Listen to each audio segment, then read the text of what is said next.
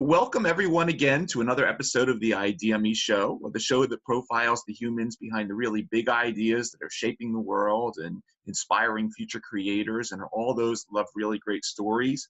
I'm Ira Pastor. I'm your health, aging, and longevity ambassador along for this journey.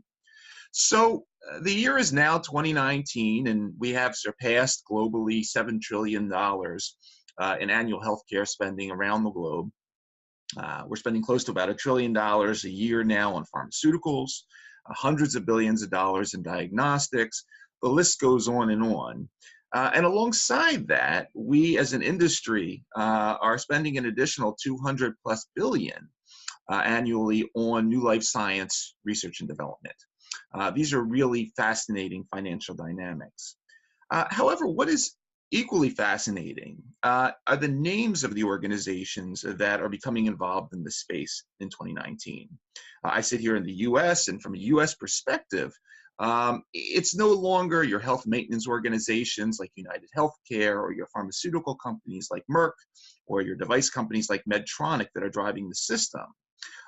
In the last couple of years alone, big tech companies such as Apple, Amazon, Uber, Google have all made strategic moves into healthcare with the goal of using their Silicon Valley honed skills, the piles of cash, trying to disrupt this industry with various so-called moonshot thinking. From healthcare administration to the setting up of actual clinics to more radical things like anti-aging drug development, smart blood sugar contact lenses, and genetic modification of super mosquitoes. The interest of some of these companies is really quite diverse from their core business. And although I sit here in Philadelphia on the US East Coast, not all moonshot thinking is occurring here in the US. Across the Atlantic Ocean, from me sits the Telefónica organization, which is a Spanish multinational telecommunications company headquartered in Madrid, and it has about over $50 billion in revenue and one of the largest telephone operators and mobile network providers in the world. In 2016, they set up a group called Telefónica Alpha, which is an innovation facility. It's based in Barcelona, and the goal is to create address some of the biggest problems in society by conceiving and delivering radical solutions and breakthrough technology. These moonshots, per the company material, are multi-year projects that address big societal problems, and the goal for them is ultimately one day evolve into successful standalone business models on their own. So for today's guest, I could think of no one better to come talk with us about this exciting initiative than their Chief Executive Officer of the Health Moonshot Group, Dr. Oliver Harrison. Dr. Harrison has a medical degree from Cambridge with a specialty in neuroscience, a master's in public health from Johns Hopkins, and he has served in various executive roles over the years, including at McKinsey Healthcare, several years of both the head of public health and director of strategy at the Health Authority of Abu Dhabi. He's a senior consultant to the World Health Organization, a senior commercial advisor to Guy's and St. Thomas, which is one of the largest health hospital trusts in the UK. And he currently is the chief executive officer of Health Moonshots at Telefónica Alpha. Dr. Harrison, thanks so much for coming on the show and sharing time with us. My pleasure. Nice to be here. Thank you. Thank you. So we usually start the show off just by giving our guests the floor. Want to hear more about you, sort of your background, how you got interested in science and medicine, and ultimately how in 2019 you find yourself sort of at the epicenter of this technology and healthcare convergence. Well, so I think the short version of the story is when I was about 6 years old, I figured out that I wanted to become a doctor. And also, some stage that summer, my parents bought our first home computer, and I just fell in love with kind of coding with a really simple Acorn computers, BBC B computer back in the day, writing machine code and so on. And really, I kept those twin tracks of being interested in tech.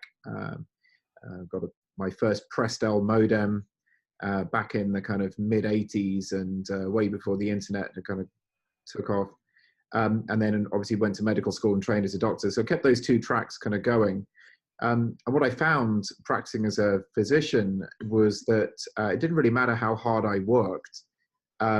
I could never treat all of the patients that needed the help that I could provide, right? So maybe see 20, 30, maybe 40 people a day, but actually there's a queue around the block of people that need help. And in addition, I was seeing people in hypertension clinic or in psychiatry clinic 10, 15, 20 years too late.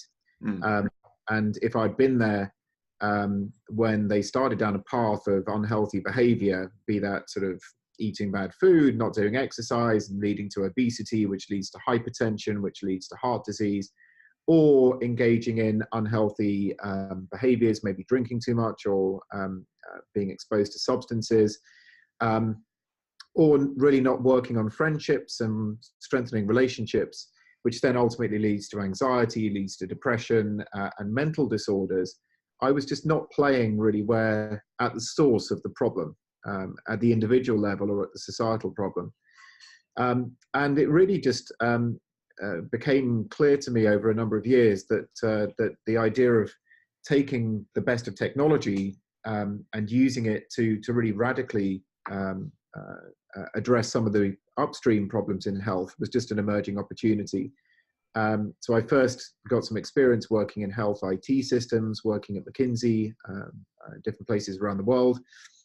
And then in Abu Dhabi, had an opportunity to really turn some of that kind of theory and expertise working with clients at McKinsey into the foundations of a 21st century health system. And with a fantastic team, got to build a really kind of data-enabled health system out in the Middle East, which was just a fantastic privilege. And then the question after finishing in Abu Dhabi was kind of what next? How do you top that? And then after a couple of years, the opportunity at Telefónica came up, and it just struck me as a fantastic kind of chance really to blend that interest in health and trying to help as many people as possible with the interest in technology and using the tools that big tech companies have used for a variety of purposes, specifically to address the issues of healthcare. Before we get into some of the things, though, that you're working on, just from a top-line perspective, why, in your opinion, why are moonshots and sort of specifically healthcare, why have they become so popular a thing in the last couple of years? Is it because, you know, of the $7 trillion figure? Is it because, you know, the technologies have gotten so good, or that some of these companies are so flush with cash that they can take on some of these riskier types of investments that sort of are different than what they've invested in the past? What's the main thing that's driving all this, in your opinion, nowadays? I'd say it's an interaction between two sides, and I'll kind of use product market fit as the route into thinking about this. So on the market side, yes, we've got a growing kind of size of the prize, and you mentioned a 7 trillion figure. And the figures in R&D and pharmaceuticals and so on, I mean, these figures are growing. And let's remember, at the same time, in the United States, for example, life expectancy has fallen for 3 years on the trot, right? So we're pumping more and more money in, and yet we're getting, based on some macro indicators, kind of less and less out of the system. So there's a very big target. And for any company kind of looking around for big strategic opportunities, it's almost sort of too big to miss, right? But then on the other side, we've also got the market kind of drawing the product side, rather, a product market fit.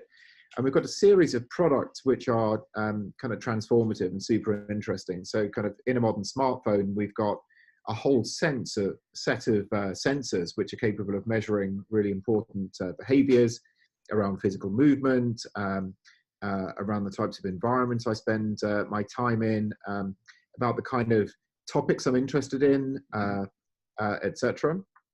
And we also have the fact that in 2019 we're surrounded by data. We leave a digital footprint with many activities we do, and companies have demonstrated that it's possible to mine that data, kind of within the law and end user agreement. It's possible to mine that data, and then it's possible to create services that combine different types of data to do remarkable things. Mm-hmm. Maps, sort of ways, being one example. But you mentioned some of the other big tech companies investing in wearables like the Apple Watch, and the ability to use that to generate an ECG. Sure. So we've got these two sides, right? You've got a substantial market opportunity on one side, and then you've got emerging products which can do remarkable things at a population scale, right? Mm-hmm. So the smartphone has become, over the past 20 years, the single most ubiquitous technology that mankind's ever created. It's more ubiquitous than clean drinking water or access to stable electricity. So then you've got this confluence of the opportunity and the potential, and that just creates a fuel air mix which is ready to go, right? And a number of companies are kind of seeing that opportunity and addressing it in different ways. Wonderful, wonderful. Thank you for that. That's an important overview for the context. So moving into some of the moonshots that the organization has disclosed. So, one of them involves a collaboration with Massachusetts General Hospital, where you're developing an app to treat people that suffer from a condition known as body dysmorphic disorder, which basically causes people to obsess over their aspects of their body appearance, and they perceive themselves as flawed in some way. In the U.S., I was taking a look. This affects an estimated around 200,000 people a year. It doesn't get better on its own, and ultimately, it can lead, if untreated, to tremendous bills. It gets worse. It leads to severe depression and potentially suicide. The app is named Perspectives, and you're testing it, and you're going to be taking it to the FDA at some time soon. Can you give us a little background on all this, the idea behind it, and then ultimately, I guess the second part of the question, sort of, if it works in sort of an obsessive type condition like this, does that then, are there a bunch of comorbidities that it also could be applied to down the road? Yeah, thank you. So the high level here is that, I've worked as a psychiatrist, and I know very well that we just don't have enough mental health professionals to go around. And the figure of 200,000 that you mentioned for body dysmorphic disorder may well be the number of people who are treated. Mm-hmm. But the question is, if you look at the iceberg and those are the people who are treated, how many people are in the submerged part of the iceberg and have kind of serious problems, right? Problems with self-confidence and maybe forming relationships or anxiety related to different social situations and so on, but don't meet the criteria, the pretty stringent criteria that needs to be put in place to get authorized medical treatment, because we don't have enough clinicians to go around. So we think there's a fantastic opportunity to use app-based digital technologies to bring really evidence-based, scientifically valid treatments like cognitive behavioral therapy, CBT, to a much wider range of people than they are currently offered to face-to-face. Mm-hmm. We're not the only company to see that opportunity. There are a number of other players in that space. And September 2017, Pear Therapeutics took one of their products, Reset, through FDA Class 2 de novo and received the first label for a prescription-only tool called Reset, tackling substance use disorder. And we see others also playing in the same space. So at a high level, what we're looking to do is to bring really high quality, evidence-based cognitive behavioral therapy and other forms of therapeutics kind of to the market to address the demand-supply gap. Understood. And sort of along those lines, just looking at some of the other indications, you briefly touched on the fact that you were working on some addictive disorders. There's an app that the website talks about in terms of alcoholism, and of course that's millions here in the U.S. alone. It talks about a medical therapy, something known as attention training, and I'd love to learn a little bit more about that. And simultaneously, of course, when I've had brief exposure sort of to the neuropharmacology of addiction, I guess the question obviously pops up, aside from millions of alcoholics in the U.S., we have millions of opiate addiction, and we have millions of smokers as well. So is this potentially something that could go quite broad in terms of all types of addictions at some point? Yeah, so I'd say a couple of things. So first, just to kind of address the question about attention training. So this is a type of therapy called cognitive bias modification. So the principle that we have biases towards certain behaviors, I think is pretty well established. The point is those biases can be measured and they can be modified using quite simple tasks. And in fact, The Economist published an article, I think back in 2011, 2012, saying cognitive bias modification could potentially replace the therapist's couch, right? Now, I don't think, certainly that hasn't borne out between 2011, 2012 and today. But it is a really interesting tool. One of the reasons it hasn't played out, well, let me first describe what it is. So it's a really simple task where you're displayed a number of images on a smartphone. The idea is for alcohol images, you swipe them away. And for non-alcohol images, which look quite similar, but they're juice and water and Coca-Cola, you pull them towards you on the touch screen. The difference in the latency, the time it takes you to push away or pull towards you, tells you something about the circuits within the motor cortex in the brain. And it tells you something about your bias, your predilection for going for one particular type of stimulus, in this case alcohol, compared to non-alcohol. So you can run that series of images, 50 to 100 images, you pull, push, and then looking at the latency and the error rate, you can see something about how the circuits are structured in the brain. And then by reversing the polarity, so forcing people to push alcohol away and pull towards non-alcohol stimulus, you can actually rebalance to some extent those circuits in the brain. So that's what cognitive bias modification is.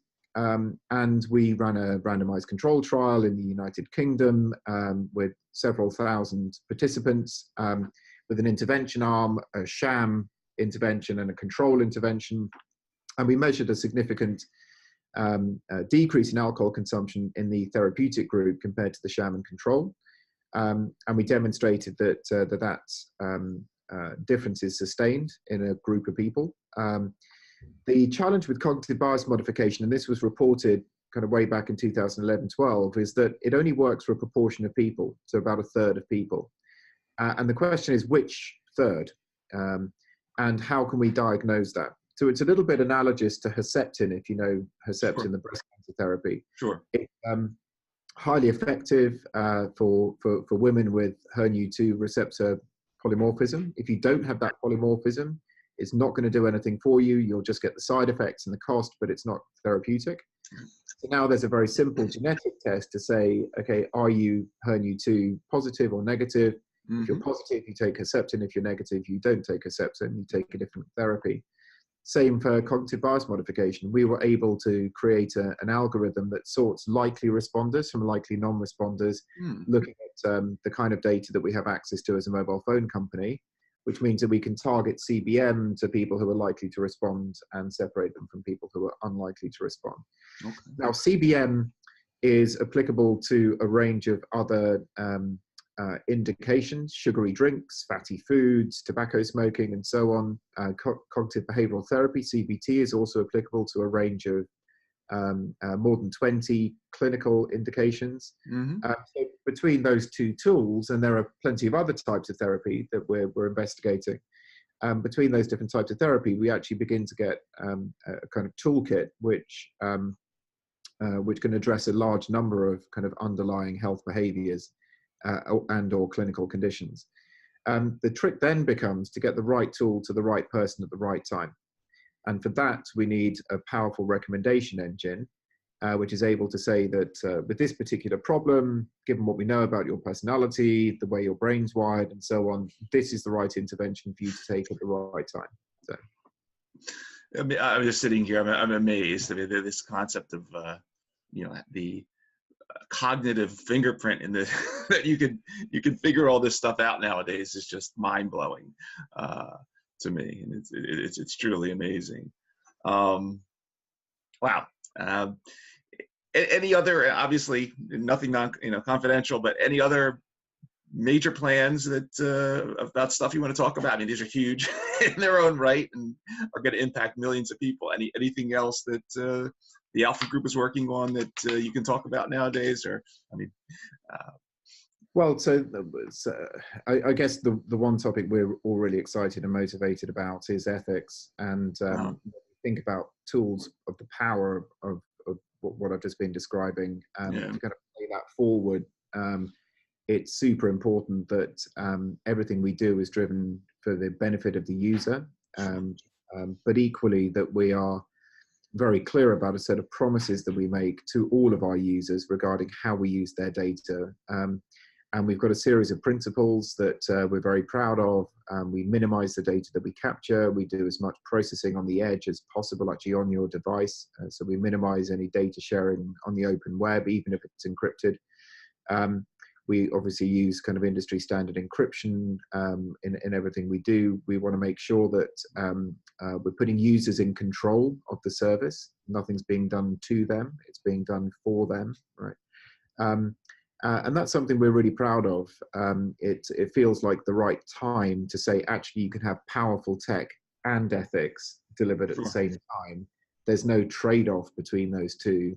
Or rather, we're taking the hard yards to make sure that the user doesn't feel a trade-off. It's not easy to get those two squared off. Right. But it's something we're really motivated to do, and something we think ultimately is going to be really important to the sustainability of our products as people become more aware of the value in their data and want to control access to their data more and more. Absolutely. Absolutely. That's extremely important in today's day and age. Um, Well, before we wrap up, typically on the show, we move away from all the science and tech and just ask one more personal question to our guests. And it's just about, if you had the ability to meet some historic figure from the past, a scientist, a celebrity of some type, someone that influenced you in your development as a clinician. Who would that person be? And what would you want to talk to them about if you had the chance? It could be Wow, anybody. that's Einstein. I'd love to meet Einstein, but I think maybe the person that stands out for me is Alan Turing. Sure. I think kind of similar to Einstein, he just reimagined something really fundamental, and the concept of a universal machine, and the concept that pretty rapidly became the computer, um, uh, just stands out for me as a kind of extraordinarily bold vision that was engineered into reality. And actually, I took my wife and two daughters to visit Bletchley Park in the United Kingdom, which is where the code breakers were during World War II. Right. And obviously, Alan Turing worked on cracking the German Enigma code. Right. And just what an inspiring figure. And for the men and women that worked with him on breaking those codes and ultimately helped to shorten, if not kind of win the war for the Allies, it was just an incredible achievement. But I think the latter part of the 20th century has been dominated societally by the increasing ubiquity of the computer. Sure. Universal machines have just created the modern world. So I'd love to meet him and just see what kind of brain cooked that up and tell him, hey, it's all right to be gay. And and tell him that he was ultimately going to be recognized for it several decades later. yeah, amen. Yeah. But yeah, he stands out for me. Excellent. That was wonderful. I really appreciate that. Well, once again, thank you so much for joining. It was indeed a pleasure. Dr. Oliver Harrison, Chief Executive Officer, Telefónica, the Alpha Moonshots Group, doing some truly amazing things at the convergence of health and tech. And hopefully everything you're involved in is going to take us the next 50 years into the future for improvements in longevity, prevention of disease, wellness. And it's just extremely exciting to me sitting here just with my old school pharma hat on to think that we can do all these things without little white pills anymore, hopefully, and really sort of changing the dynamic of what care is all about. So thank you for everything you do, and I'm going to be watching moving forward and really appreciate you coming on the show. Thank you, Ira. Appreciate it too.